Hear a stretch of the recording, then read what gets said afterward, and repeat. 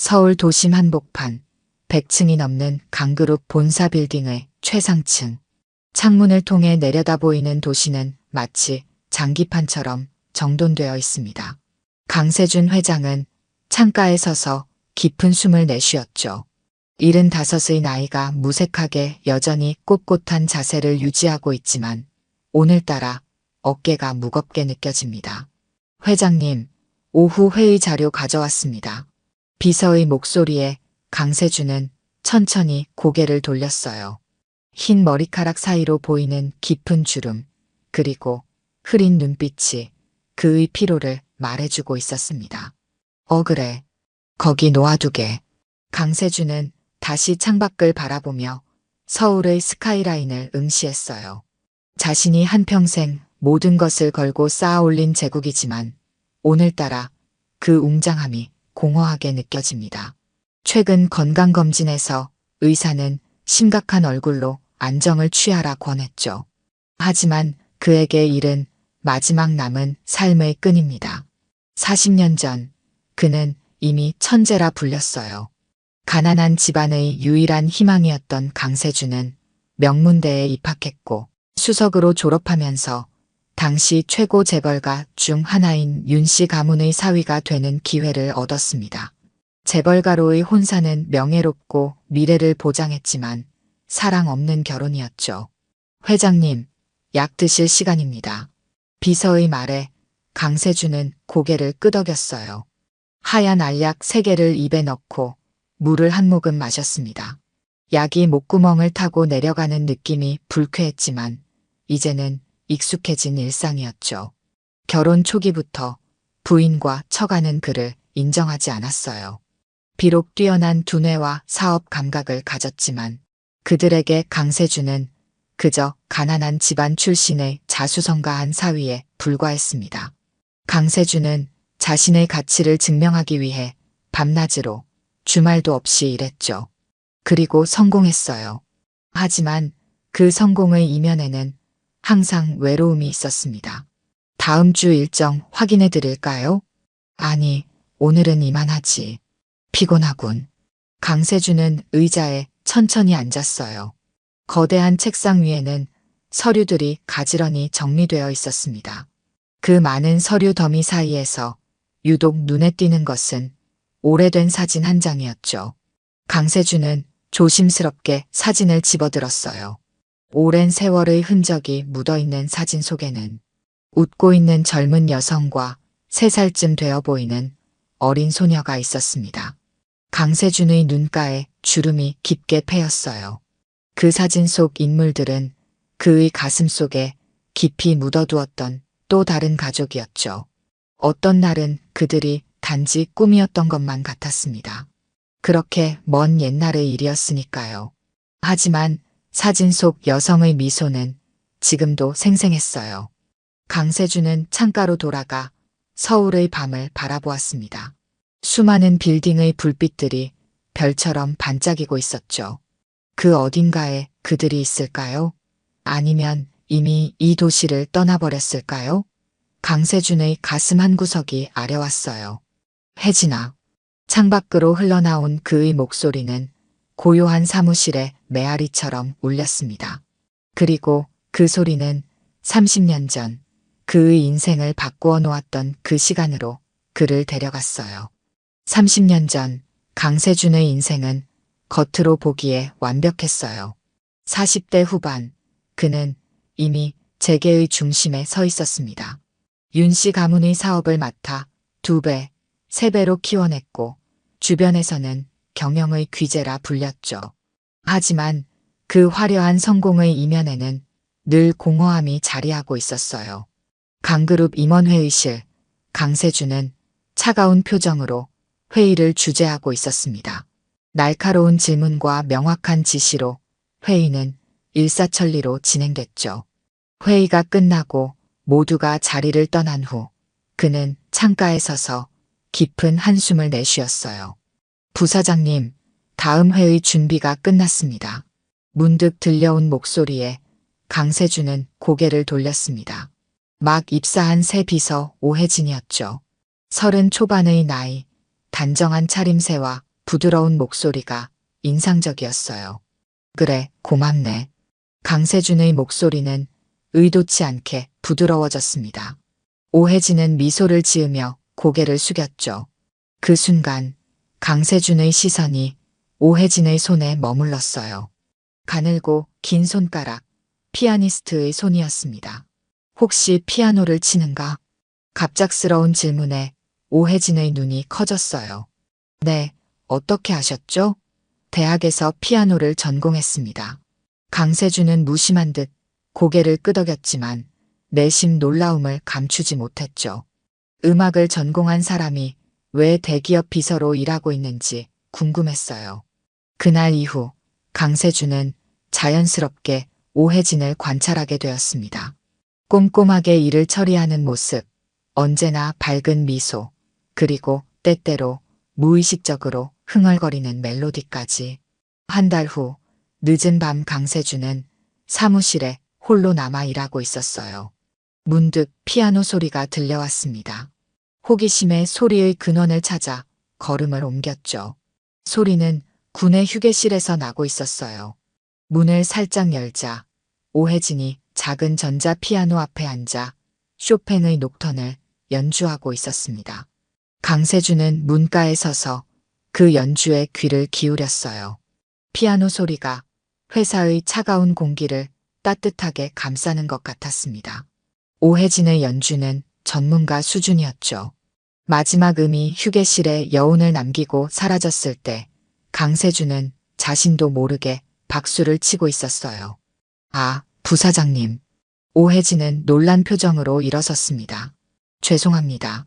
방해가 되었다면 사과드립니다. 아니네. 아름다운 연주였어. 강세준은 다소 어색하게 말했어요. 왜 피아니스트의 길을 포기했나?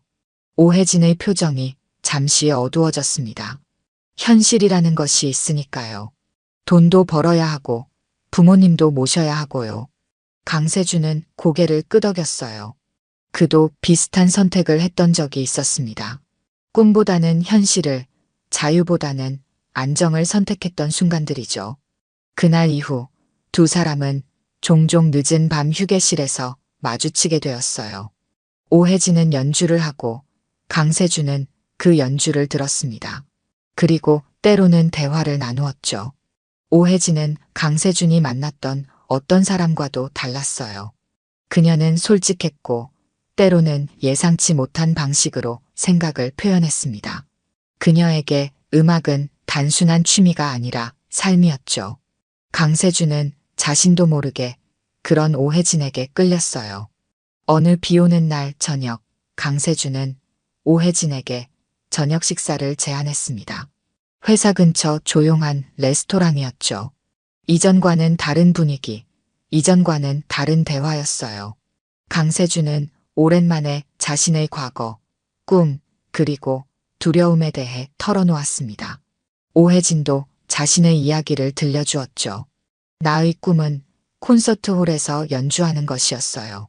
하지만 이제는 그저 좋아하는 사람들 앞에서 연주할 수 있다면 그걸로 충분합니다. 오혜진의 말에 강세준은 가슴이 따뜻해지는 것을 느꼈어요. 그 순간 오랫동안 얼어있던 그의 마음이 조금씩 녹기 시작했습니다. 그날 이후로 강세준과 오혜진의 관계는 급속도로 가까워졌어요. 비와 저녁 식사가 끝난 날 강세준은 처음으로 오혜진의 손을 잡았습니다. 그 순간 두 사람 사이에 흐르는 전율은 부정할 수 없는 감정의 증거였죠. 강세준은 오랜만에 심장이 뛰는 것을 느꼈어요. 자신도 모르게 오혜진의 눈동자에 빠져들었습니다. 이런 감정을 느껴본 적이 없어요. 오혜진이 작은 목소리로 말했어요. 강세준은 아무 말도 하지 못했습니다. 그저 그녀의 손을 더 단단히 잡을 뿐이었죠. 그날 밤 두 사람은 오혜진의 작은 아파트 앞에서 헤어졌어요. 하지만 강세준의 마음은 이미 그녀의 곁에 남아 있었습니다. 다음 날 강세준은 예정에 없던 출장을 계획했어요. 목적지는 제주도였습니다. 그리고 그 자리에 오혜진도 동행시켰죠. 업무상 필요한 조치입니다. 강세준은 회사에 그렇게 말했어요. 하지만 제주도의 푸른 바다와 하늘 아래 두 사람은 이미 업무를 넘어선 관계가 되어 있었습니다. 호텔 발코니에서 바라보는 석양, 함께 나눈 와인 한 잔, 그리고 오혜진이 연주해준 즉흥 피아노 연주까지. 모든 순간이 완벽했어요. 나도 모르겠어. 어떻게 이렇게 됐는지. 강세준이 중얼거렸습니다. 오혜진은 그의 손을 잡았어요. 저도 모르겠어요. 하지만 지금 이 순간만큼은 행복해요. 강세준은 처음으로 자신의 감정에 솔직해졌습니다. 결혼 이후 처음으로 진정한 사랑을 느꼈어요. 그것이 옳은지 그른지는 중요하지 않았습니다. 그저 오혜진과 함께 있을 때만 자신이 살아있다고 느꼈죠. 그날 밤 두 사람은 호텔 스위트룸에서 하나가 되었어요. 달빛이 내리쬐는 방 안에서 강세준은 오혜진의 모든 것을 사랑했습니다. 그녀의 눈동자, 그녀의 목소리, 그리고 그녀의 감성까지. 모든 것이 그를 행복하게 만들었죠. 다음 날 아침 강세준은 이상한 꿈을 꾸었어요. 꿈속에서 그는 어린 소녀의 손을 잡고 바다를 걷고 있었습니다. 소녀는 웃으며 그를 바라보았죠.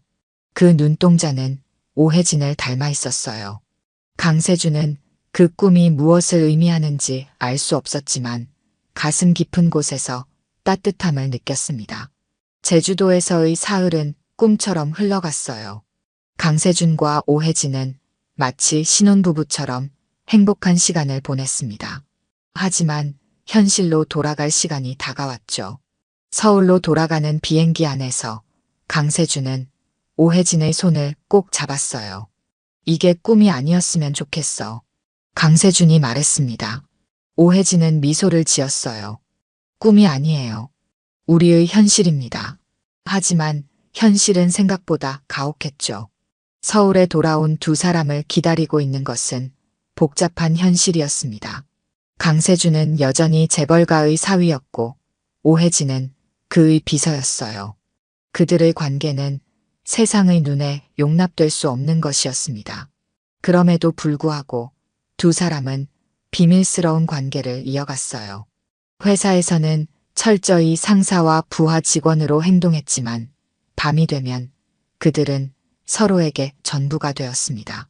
강세준은 종종 집에 늦게 들어간다는 핑계로 오혜진의 아파트에서 밤을 보냈어요. 그리고 그곳에서 그는 진정한 행복을 느꼈습니다. 두 달이 지난 어느 날 오혜진이 창백한 얼굴로 강세준을 찾아왔어요. 무슨 일이야? 강세준이 물었습니다. 오혜진은 떨리는 손으로 작은 종이 한 장을 건넸어요. 임신 테스트기 결과였습니다. 양성. 강세준은 그 순간 모든 것이 멈춘 것 같았어요. 혜진아.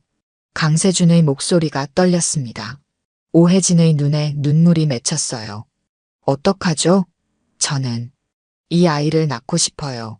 강세준은 망설임 없이 오혜진을 안았습니다. 그의 마음은 이미 정해져 있었어요. 걱정하지 마. 내가 책임질게. 우리 아이를 낳자. 그 순간 강세준은 자신의 인생에 새로운 장이 열린다는 것을 느꼈습니다.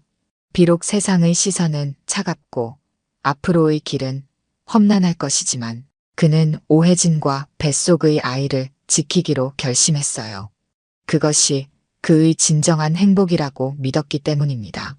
혜진아, 우리 함께 새로운 시작을 해보자. 강세준은 오혜진의 손을 꼭 잡았어요. 오혜진은 눈물 섞인 미소를 지었습니다.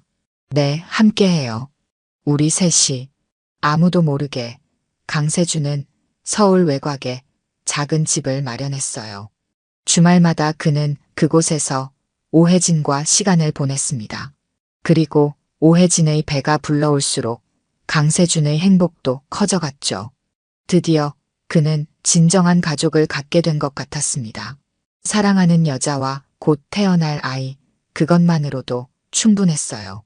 임신 사실을 알게 된 직후 오혜진은 회사를 그만두었습니다.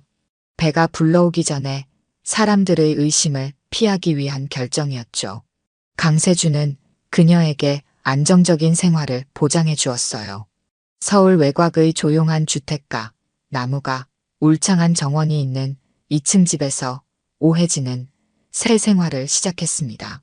강세준은 주말마다 그곳을 찾았고 종종 평일 저녁에도 들러 오혜진과 시간을 보냈어요. 아이 이름은 어떻게 지을까요? 오혜진이 물었습니다. 강세준은 잠시 생각에 잠겼어요. 유진이 어떨까? 강유진. 유진이요? 어떤 의미가 있나요?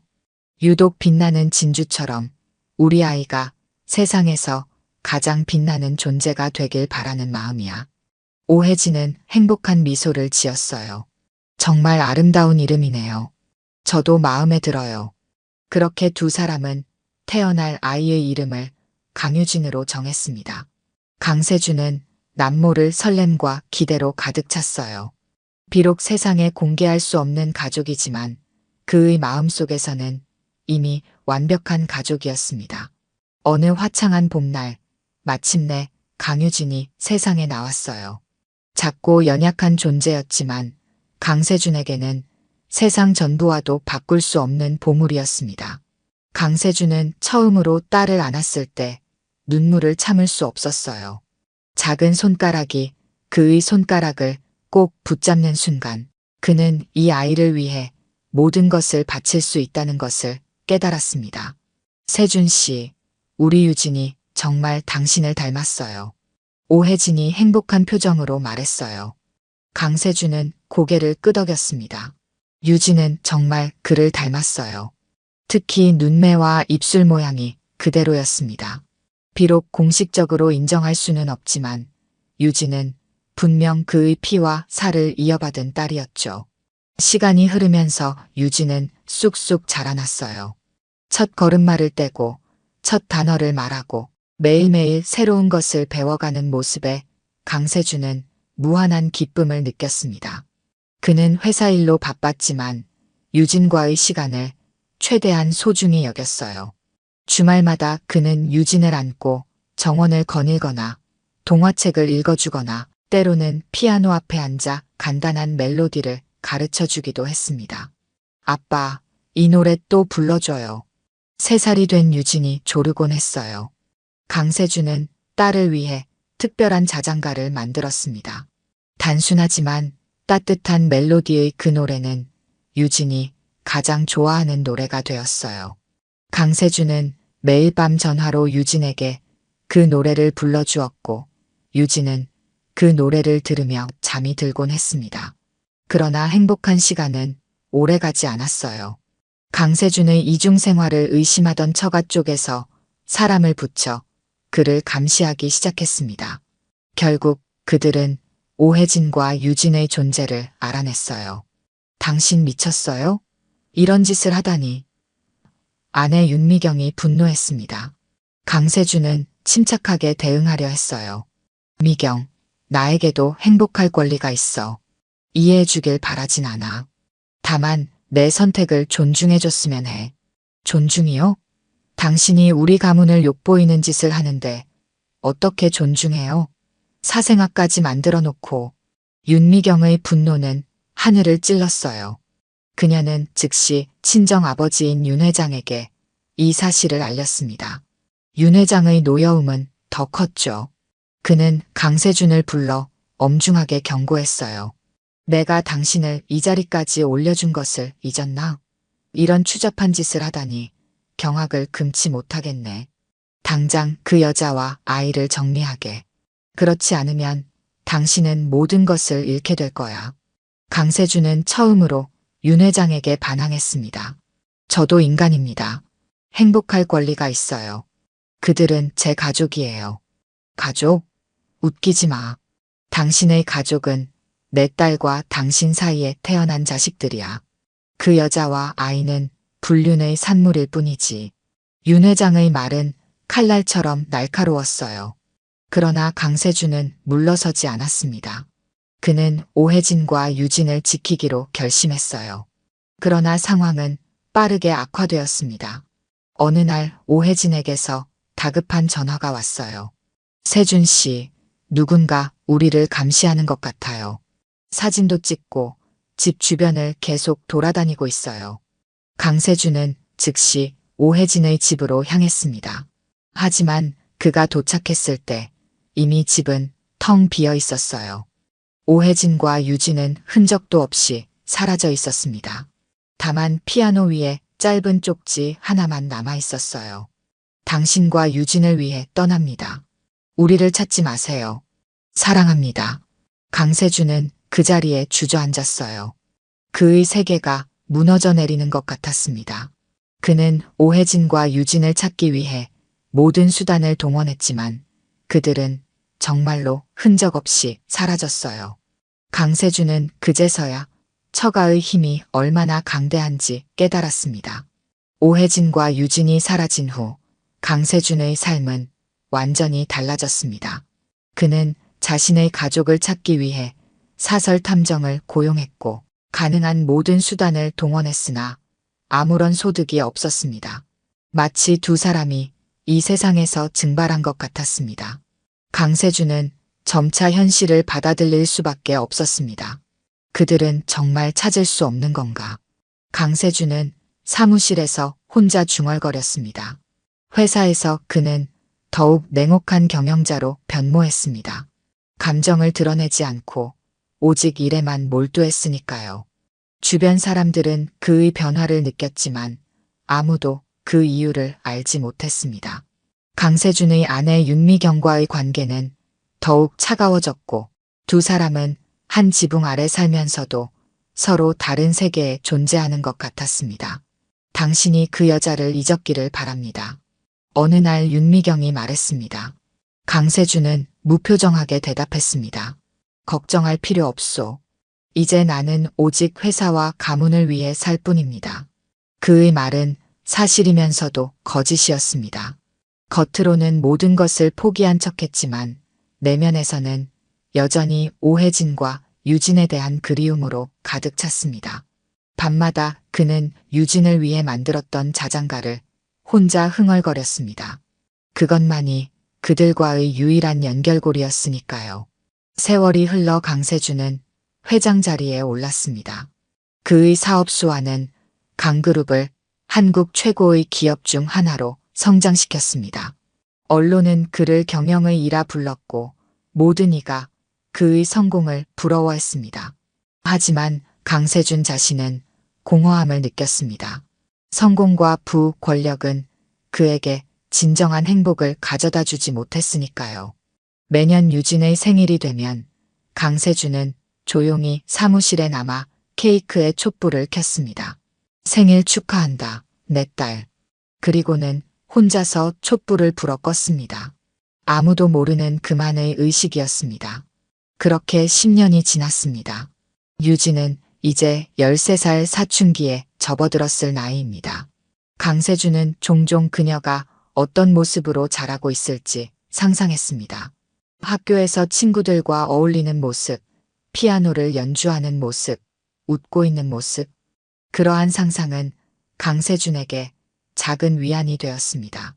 또 다시 10년이 흘렀습니다. 강세준은 65살이 되었고 강그룹은 더욱 거대해졌습니다.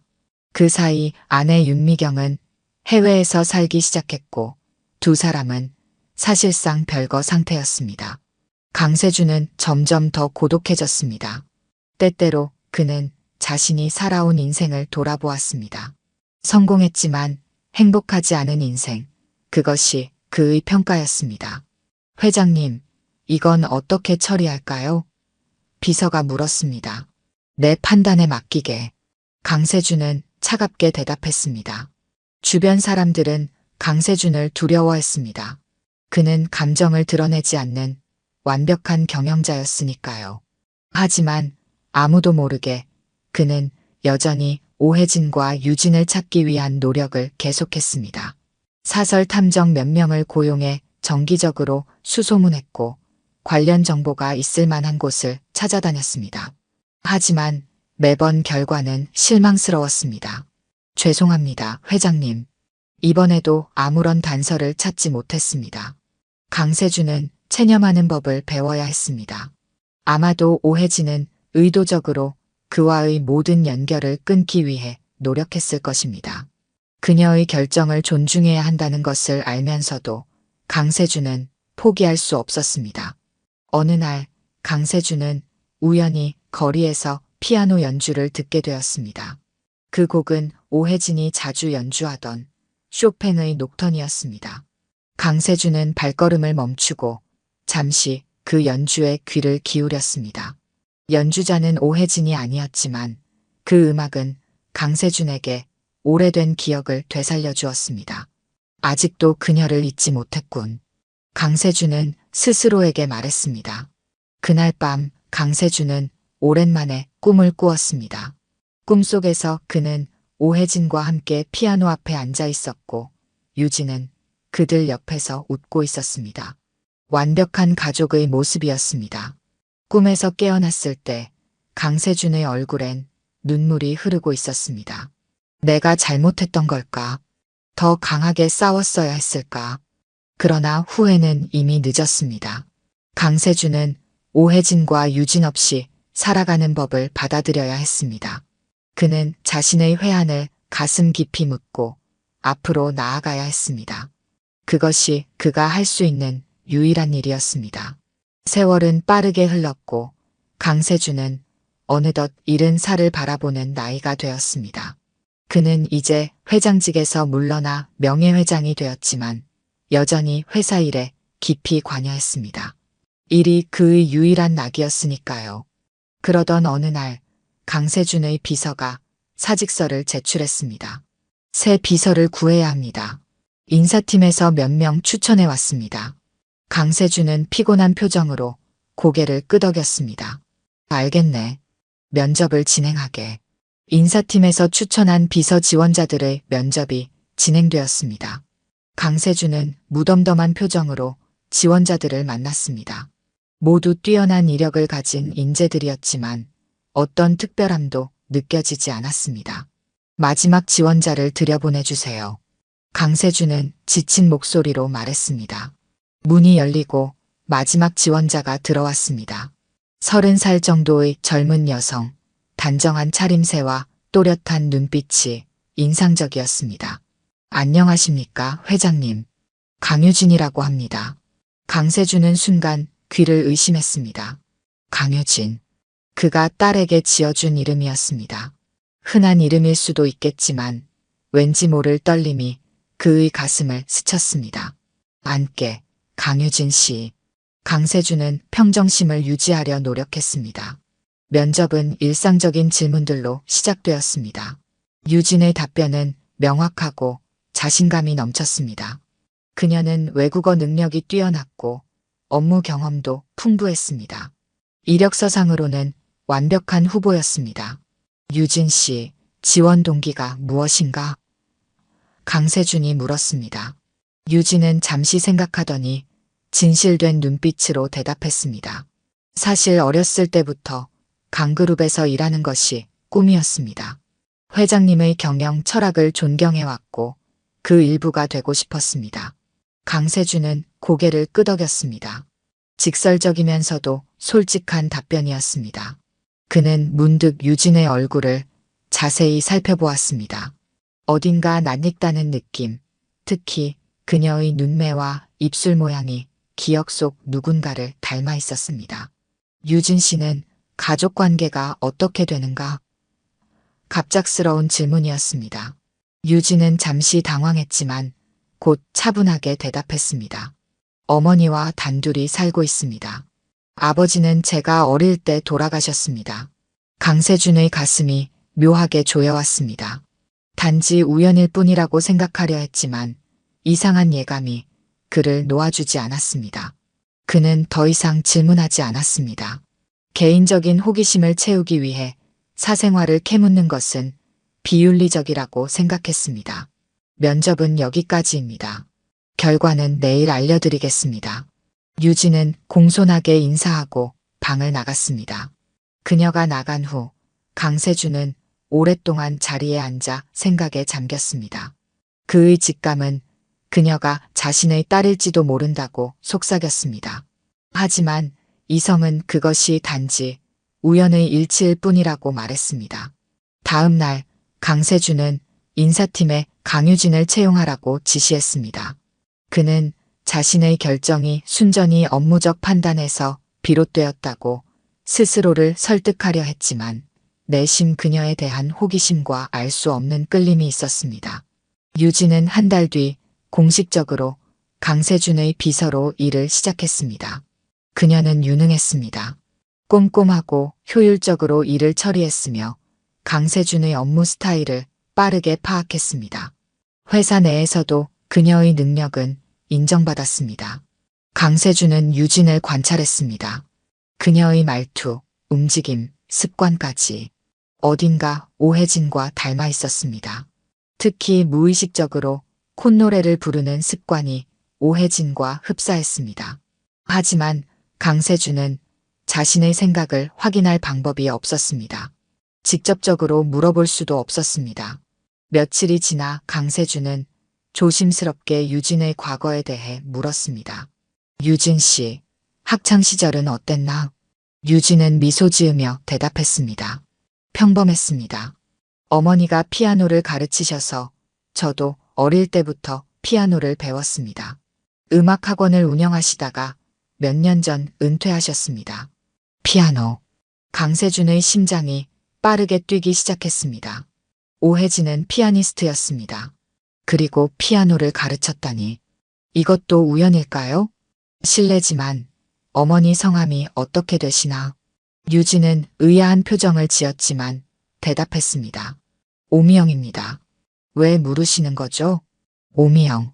오혜진이 아니었습니다. 강세준은 실망감을 감추려 노력했습니다. 아마도 정말 우연의 일치일 뿐이었나 봅니다.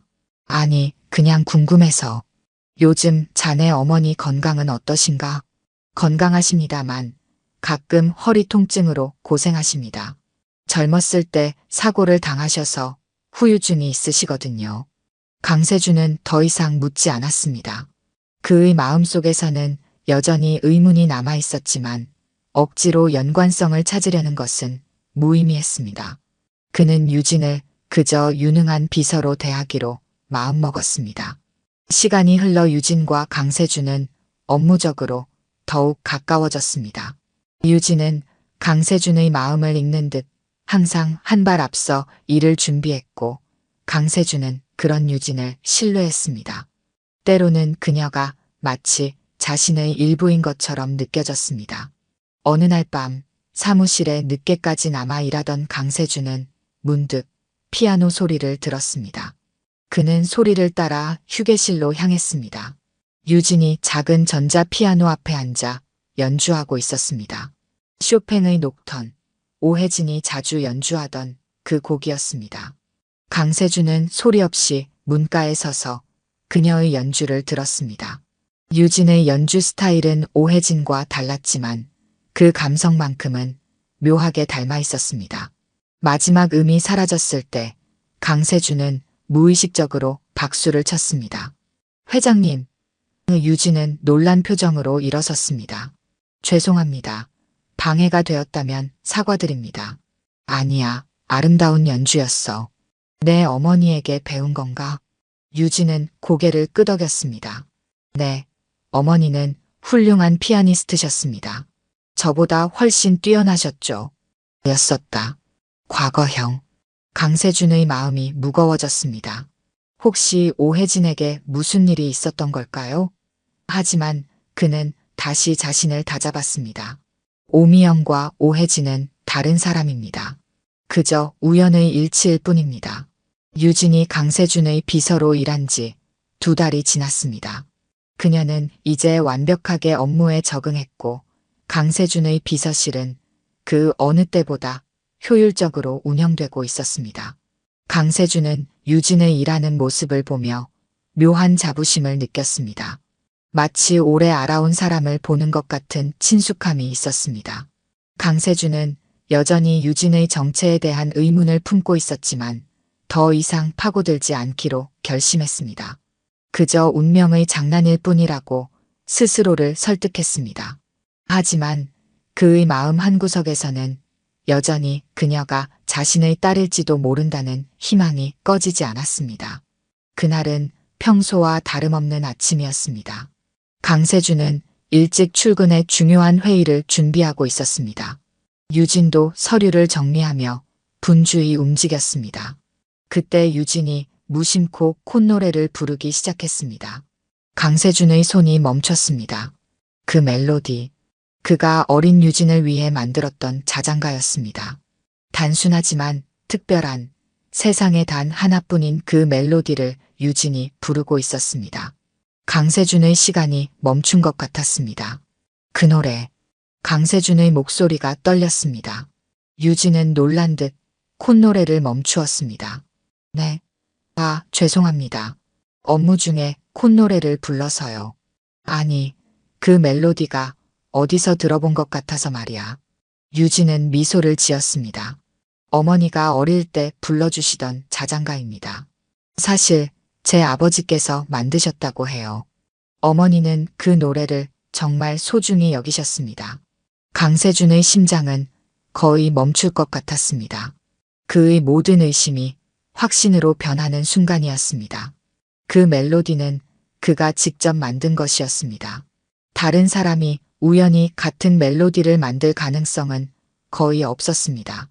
유진은 정말로 그의 딸이었습니다.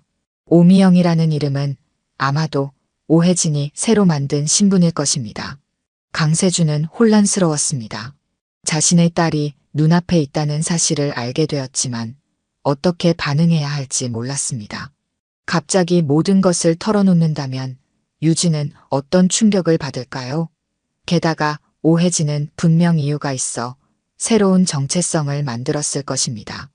회장님, 괜찮으신가요? 갑자기 얼굴이 창백해지셨는데요. 강세준은 정신을 차렸습니다. 괜찮네. 그냥 잠시 생각에 잠겼을 뿐이야. 그날 이후 강세준은 조심스럽게 유진에 대해 알아보기 시작했습니다.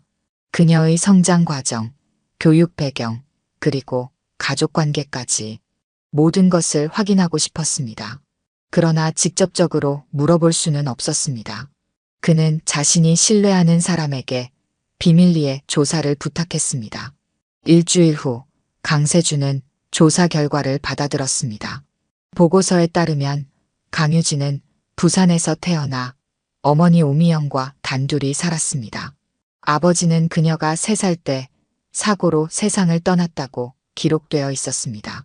오미영은 피아노 학원을 운영하며 유진을 키웠고 5년 전 건강 문제로 은퇴했습니다. 모든 것이 오혜진과 연결되었습니다.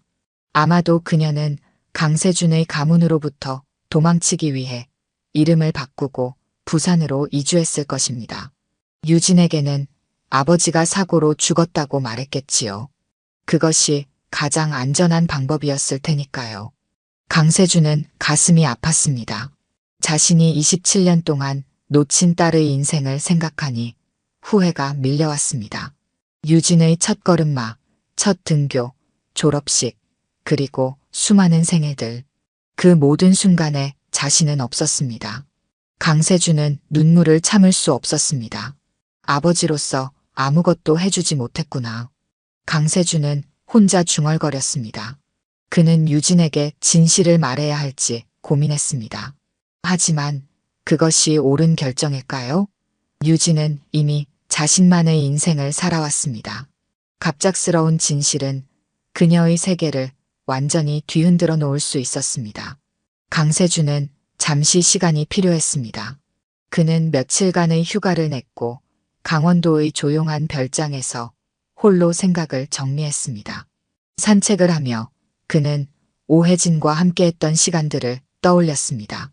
그리고 자신이 내린 결정들, 그 결정들이 세 사람의 인생에 어떤 영향을 미쳤는지 깊이 생각했습니다. 서울로 돌아온 강세준은 결심했습니다. 유진에게 진실을 말하지 않기로 한 것입니다. 대신 그녀를 조용히 지켜보고 필요할 때 도움을 주기로 했습니다. 유진은 이미 훌륭한 성인으로 성장했고 자신의 길을 잘 걷고 있었습니다. 갑작스러운 진실은 그녀에게 혼란만 줄 뿐이라고 판단했습니다. 그날 이후 강세준은 유진을 대하는 태도가 미묘하게 변했습니다. 여전히 엄격한 상사였지만 때때로 부성애에 가까운 따뜻함을 보여주었습니다. 유진의 건강을 챙기고 그녀의 의견을 존중하며 때로는 작은 선물로 그녀를 놀라게 했습니다. 회장님, 이건 무슨 의미인가요? 유진이 책상 위에 놓인 작은 선물 상자를 보며 물었습니다. 강세준은 미소를 지었습니다. 자네가 요즘 열심히 일하는 모습이 보기 좋아서 작은 감사의 표시야. 열어보게. 상자 안에는 고급 만년필이 들어 있었습니다. 유진은 감동한 표정으로 고개를 숙였습니다. 정말 감사합니다, 회장님. 소중히 간직하겠습니다. 강세준은 속으로 생각했습니다. 내가 행복하다면 그걸로 충분하다. 내 딸아. 시간이 흘러 유진과 강세준의 관계는 더욱 깊어졌습니다. 유진은 종종 개인적인 이야기를 강세준에게 털어놓았고 강세준은 그녀의 이야기를 경청했습니다. 그는 딸의 이야기를 들으며 조금씩 그녀의 삶을 이해해 나갔습니다. 어머니는 항상 저에게 자신을 믿으라고 가르치셨어요. 다른 사람들의 시선에 흔들리지 말고 내 길을 가라고요. 유진이 말했습니다. 강세준은 고개를 끄덕였습니다. 그것은 분명 오해진다운 가르침이었습니다. 그녀는 항상 자유로운 영혼이었으니까요. 1년이 지났습니다. 강세준은 75세가 되었고 그의 건강은 점점 악화되고 있었습니다. 의사들은 안정을 취하라고 권했지만 그는 여전히 매일 출근했습니다. 회사는 그의 마지막 삶의 의미였고 그곳에서 유진을 볼 수 있었기 때문입니다. 어느 날 강세준은 사무실에서 갑자기 가슴 통증을 느꼈습니다. 유진이 재빨리 그를 병원으로 데려갔고 검사 결과 심근경색 초기 증상이었습니다. 의사는 즉각적인 입원과 치료를 권했고 강세준은 처음으로 의사의 조언을 따랐습니다. 회장님, 건강이 가장 중요합니다. 제가 업무는 잘 챙기고 있으니 걱정하지 마세요. 유진이 병실을 방문해 말했습니다. 강세준은 미소 지었습니다. 고맙네, 유진 양. 자네가 있어 정말 다행이야. 유진은 매일 병원을 찾아와 업무 보고를 하고 강세준과 시간을 보냈습니다. 그녀는 종종 병실에서 작은 전자 피아노로 연주를 해주기도 했습니다. 그 모습은 오해진을 강하게 떠올리게 했습니다. 한 달 후 강세준의 건강이 조금 호전되었습니다. 그는 퇴원했지만 의사의 지시에 따라 당분간 재택근무를 하게 되었습니다. 유진은 자주 그의 자택을 방문해 업무를 도왔습니다. 어느 날 유진이 강세준의 서재에서 일하던 중 우연히 책장 위에 놓인 사진 한 장을 발견했습니다. 오래된 사진이었고 그 안에는 젊은 여성과 어린 소녀가 있었습니다. 유진은 잠시 사진을 바라보다가 흠칫 놀랐습니다. 어머니, 유진의 목소리가 떨렸습니다. 강세준이 서재로 들어왔을 때 유진은 여전히 사진을 들고 있었습니다. 회장님, 이 사진 속 여성은 누구신가요? 강세준은 순간 말문이 막혔습니다. 그가 오랫동안 숨겨온 비밀이 드러나는 순간이었습니다. 그는 깊은 숨을 내쉬고 천천히 대답했습니다. 오래전 내가 알았던 소중한 사람이네. 유진의 눈이 커졌습니다. 이 여성은 제 어머니와 똑같이 생겼습니다. 그리고 이 아이는 저와 닮았습니다. 이게 무슨 의미인가요? 강세준은 유진의 눈을 똑바로 바라보았습니다. 이제 더 이상 진실을 숨길 수 없었습니다. 그는 천천히 소파에 앉았고 유진에게도 앉으라고 손짓했습니다. 유진 양, 오랫동안 말하지 않은 이야기가 있네. 내가 젊었을 때의 일이야. 강세준은 처음부터 이야기했습니다. 오해진과의 만남, 그들의 사랑, 유진의 탄생, 그리고 그들이 헤어질 수밖에 없었던 상황까지 모든 진실을 털어놓았습니다. 유진은 말없이 듣고 있었고 그녀의 눈에는 조금씩 눈물이 맺혔습니다. 그래서 회장님이 제 아버지라는 말씀이신가요? 유진의 목소리가 떨렸습니다. 강세준은 고개를 끄덕였습니다. 그렇네. 하지만 나는 자네에게 아버지로서의 역할을 제대로 하지 못했어. 미안하네. 정말 미안해. 유진은 충격을 감추지 못했습니다. 평생 믿어온 진실이 무너지는 순간이었습니다. 그녀는 자리에서 일어나 창가로 걸어갔습니다. 밖은 이미 어두워지고 있었고 서울의 불빛이 반짝이기 시작했습니다. 어머니는 항상 제 아버지가 멋진 사람이었다고 말씀하셨어요. 사업에 성공했고 자상했으며 음악을 사랑했다고요. 하지만 사고로 돌아가셨다고만 알고 있었습니다. 강세준은 고개를 숙였습니다.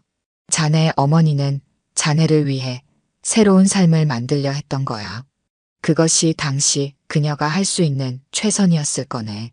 유진은 잠시 침묵했다가 물었습니다. 어머니는 왜 떠나셨나요? 정말 회장님의 가문 때문이었나요? 그랬을 거야. 내 처가는 매우 강압적이었고 자네 어머니와 자네를 위협했을 수도 있어. 오혜진은 자네를 보호하기 위해 모든 것을 포기하고 떠났던 거네. 유진의 눈에서 눈물이 흘렀습니다. 어머니는 언제나 저를 위해 모든 것을 희생하셨어요. 혼자서 저를 키우시느라 얼마나 힘드셨을까요? 강세준도 눈물을 참을 수 없었습니다. 자네 어머니는 정말 대단한 여성이었어. 용기 있고 강인하고 사랑이 넘치는 사람이었지. 유진은 다시 강세준을 바라보았습니다. 어머니는 5년 전에 돌아가셨습니다. 암이었어요. 마지막까지 저에게 당신 이야기는 하지 않으셨어요. 강세준의 가슴이 무너져 내렸습니다. 오혜진이 세상을 떠났다는 사실에 깊은 슬픔이 밀려왔습니다.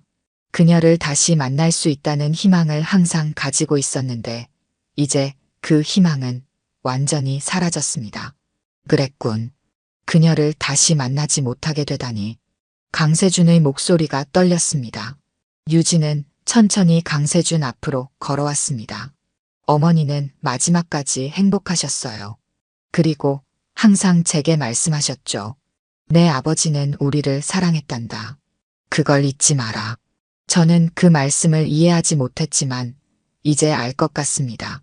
강세준은 고개를 들었습니다. 유진의 눈에는 이제 분노보다는 이해의 빛이 있었습니다. 난 자네에게 아버지라고 불려달라고 요구하지 않을 거야. 그럴 자격이 없으니까. 하지만 남은 시간 동안 자네를 위해 무엇이든 하고 싶네. 유진은 잠시 생각하더니 말했습니다. 갑자기 이런 사실을 알게 되니 혼란스럽습니다. 시간이 필요할 것 같아요. 물론이지. 자네가 원하는 만큼 시간을 가져도 좋아. 유진은 고개를 끄덕이고 자리를 떠났습니다. 강세준은 홀로 남아 창밖을 바라보았습니다. 오랫동안 숨겨온 비밀을 드디어 말했다는 해방감과 동시에 오혜진을 영원히 잃었다는 슬픔이 그를 덮쳤습니다. 일주일 후 유진이 다시 찾아왔습니다. 그녀는 조용히 강세준의 서재에 들어와 피아노 앞에 앉았습니다. 그리고 강세준이 어릴 적 유진에게 지어준 자장가를 연주하기 시작했습니다. 강세준은 놀란 눈으로 유진을 바라보았습니다. 유진은 연주를 마치고 강세준을 향해 미소 지었습니다. 어머니는 이 노래가 당신이 지어주신 거라고 말씀하셨어요. 제가 태어났을 때 당신이 만든 특별한 자장가라고요. 강세준은 눈물을 참으며 고개를 끄덕였습니다. 맞아. 내가 태어났을 때 지어준 노래야. 너를 위한 선물이었지. 유진은 깊은 숨을 내쉬었습니다. 저는 아직도 당신을 아버지라고 부르기는 어려울 것 같습니다. 하지만 우리가 서로를 알아가는 시간을 가져보면 어떨까요? 강세준의 눈이 빛났습니다. 그는 천천히 고개를 끄덕였습니다. 그것만으로도 충분하네. 정말 고맙구나. 그날 이후 강세준과 유진은 조금씩 가까워졌습니다. 그들은 업무 외적인 시간을 함께 보내며 서로에 대해 알아갔습니다. 유진은 자신의 어린 시절 이야기를 들려주었고 강세준은 오혜진과의 추억을 나누었습니다. 몇 달 후 강세준의 건강이 급격히 악화되었습니다. 의사들은 더 이상 할 수 있는 것이 없다고 말했고 강세준은 평화롭게 인생의 마지막을 준비했습니다. 유진은 매일 그를 방문하여 함께 시간을 보냈습니다. 마지막 날 강세준은 유진의 손을 잡고 말했습니다. 유진아, 너를 만난 것은 내 인생에서 가장 큰 축복이었다. 비록 아버지로서 제대로 역할을 하지 못했지만 너를 자랑스럽게 생각한다. 유진의 눈에서 눈물이 흘렀습니다. 저도 당신을 만나게 되어 기뻤습니다. 아버지. 그것이 유진이 처음으로 강세준을 아버지라고 부른 순간이었습니다. 강세준의 얼굴에 평화로운 미소가 번졌고 그는 조용히 눈을 감았습니다. 강세준의 장례식 날 유진은 작은 피아노 앞에 앉아 그가 지어준 자장가를 연주했습니다. 그 노래는 이제 두 사람을 이어주는 영원한 유산이 되었습니다. 유진은 연주를 마치고 하늘을 바라보았습니다. 안녕히 가세요, 아버지. 이제는 어머니와 함께 편안히 쉬세요. 창문 너머로 햇살이 비추고 있었고 새들이 노래하고 있었습니다. 유진은 아버지가 남긴 회사, 재산, 추억을 이어받아 자신만의 길을 걸어갈 준비가 되어 있었습니다. 그것이 강세준과 오혜진이 바랐던 것임을 그녀는 알고 있었습니다. 마지막 장면, 유진은 강그룹의 새로운 회장으로서 사무실에 앉아 있습니다. 그녀의 책상 위에는 두 장의 사진이 놓여 있습니다. 하나는 오혜진의 사진, 다른 하나는 강세준의 사진. 유진은 미소를 지으며 일을 시작합니다. 그리고 무의식적으로 그 자장가를 콧노래로 부르기 시작합니다. 그래, 모두가 행복했으면 좋겠어. 유진은 창밖을 바라보며 중얼거립니다. 그곳에는 그녀의 미래가 기다리고 있었습니다. 오늘 들려드린 이야기가 여러분의 마음에 작은 울림이 되었기를 바랍니다. 이야기가 좋으셨다면 좋아요와 구독 부탁드려요. 다음 사연을 들려드리는데 큰 힘이 된답니다. 그리고 여러분의 이야기도 댓글로 들려주세요. 다음 이야기 때 또 뵙겠습니다.